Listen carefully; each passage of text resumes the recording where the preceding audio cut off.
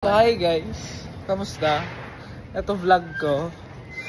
So, gagawin namin ngayon, mag-aayos ng group project.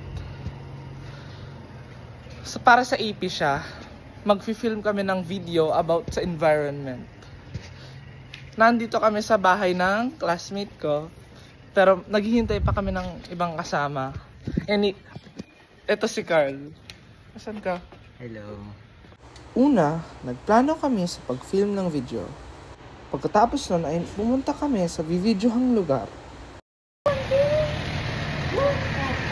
Lalakad kami. Hi guys!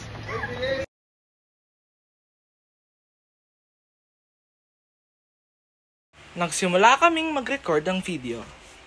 Habang ginagawa namin to, meron kaming nakilalang panibagong kaibigan. Doggy dogs.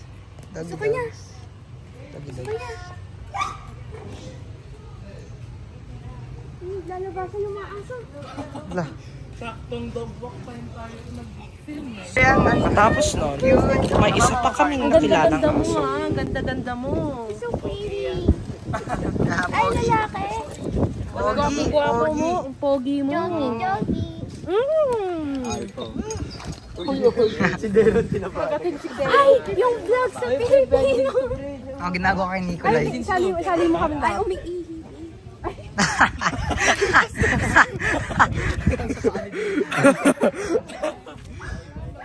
Bye dog. Bye doggy dogs. Nakakilala kami ng aso ngayon.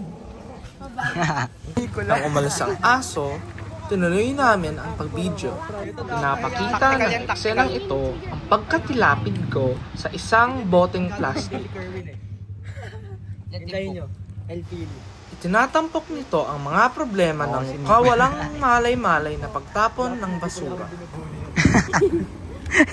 Hindi po na. Hindi ako nahihiyang dumakos sa sahig, sa kalsada, kung saan man, para lang sa aming proyekto. Ako cameraman nyo mas smooth. Hindi ako makakapagdatang. Hindi na magkakatin, kinakaya. Tatayo ba ako? Gusto na nito tumayo ni Nicolay. Magkano po per kilo?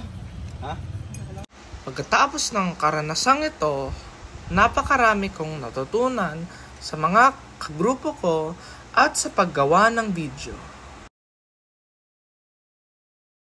Hindi ako karaniwang gumawa ng mga proyektong kagaya nito sa labas ng paaralan, kaya nakakatuwa ang mga nagawa namin ngayon. Sana'y makasama ko sila muli sa marami pang mga gawain.